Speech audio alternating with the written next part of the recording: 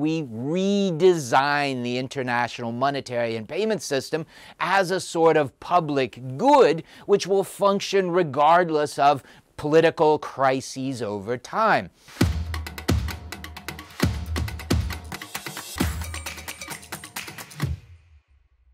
We've previously talked about the role of technology in the future of the international monetary system. And we've looked at this idea of how, when we look across history, we've seen a variety of international monetary instruments.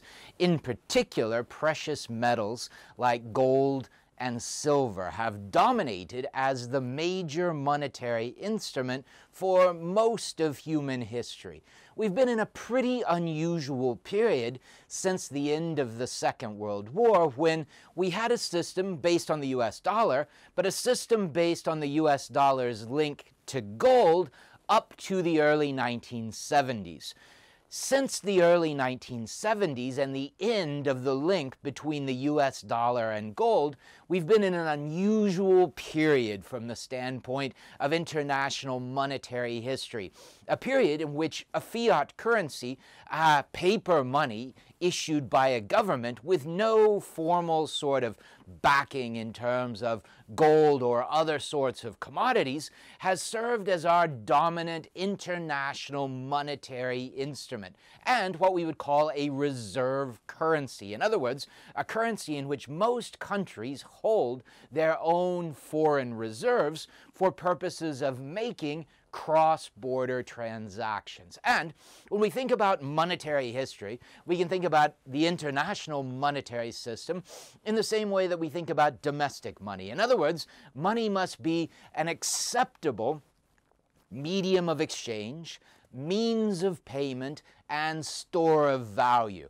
But what is different between the domestic and the international context is, in a domestic context, a government, through its sovereign powers, can enforce a certain monetary instrument as the means of payment legally. And as a result, so long as there are not major inflationary pressures or other sorts of problems with using that particular monetary instrument domestically, it will largely be the dominant not only means of payment, but also the medium of exchange and the store of value.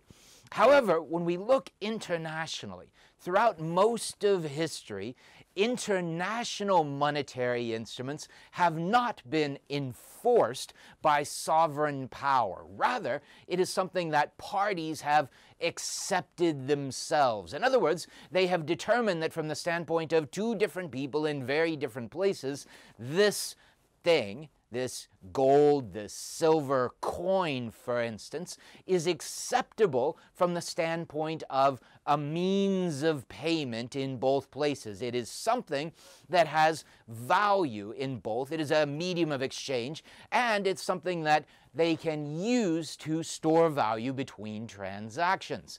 And I think when we think about today's world, we've seen this year, in the aftermath of Russia's invasion of Ukraine, Western countries weaponizing the international digital monetary and payment system through the use of a range of different sanctions against Russian individuals, Russian companies, the Russian central bank, limiting their access to international payment systems such as SWIFT or FedWire or Target, and their access to a variety of settlement infrastructures, things like custodial systems for different forms of securities. And what the Ukrainian crisis has highlighted is the impact, the pervasiveness of digital money, of digital finance, and the power of these tools from the standpoint of Western sanctions to impact Russia in the context of the current war. But what they also do is cause countries to think about how their own vulnerabilities to weaponization of the international monetary payments and financial system might come about. And as a result, we're seeing a range of countries which are looking to build better domestic systems, but also real questions about what will happen to the international monetary system. And we see 4 different potential outcomes. The first is that we could see the emergence of a major new dominant monetary instrument, or a competitor to the dollar. For instance, the ECNY. In other words, China, for geopolitical reasons, now has a major incentive to move away from potentially an over-reliance on the dollar, and the availability of technology, particularly in the context of digital payments and central bank digital currencies, gives it the mechanism to potentially do this. Likewise, we could see greater use of cryptocurrencies as individuals and countries seek to use cryptocurrencies as an alternative to, in particular, the US dollar and Western fiat-based currencies. Second, we could actually see movement to develop a new international monetary system. We could see a system via the International Monetary Fund, or the Bank for International Settlements, or a remade SWIFT system whereby we redesign the international monetary and payment system as a sort of public good which will function regardless of political crises over time.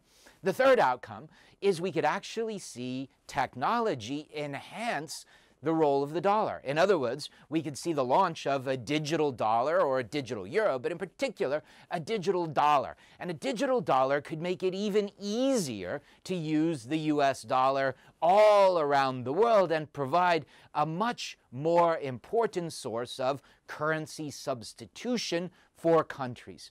And finally, we could see the emergence of a more multipolar system in which technologies and the emergence of central bank digital currencies across a range of countries makes it easier, instead of relying on one single international monetary instrument as a medium of exchange, means of payment, store of value, largely from the standpoint of efficiency, stability, and convenience.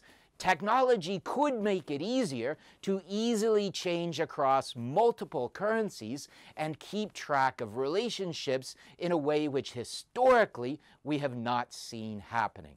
Going forward, I think the clear need is at the least to come up with a framework where we agree that the international monetary system is a sort of form of public good, and how this should be used or available in and out of crises. From a bigger picture standpoint, however, we have a real opportunity, and I think the potential desire of many countries around the world, to look at how we might be able to actually build a new and better international monetary system on an international institutional framework, a sort of multilateral global form of Facebook's Libra stablecoin, which would ease cross-border payments and also provide a stable monetary instrument as a public good.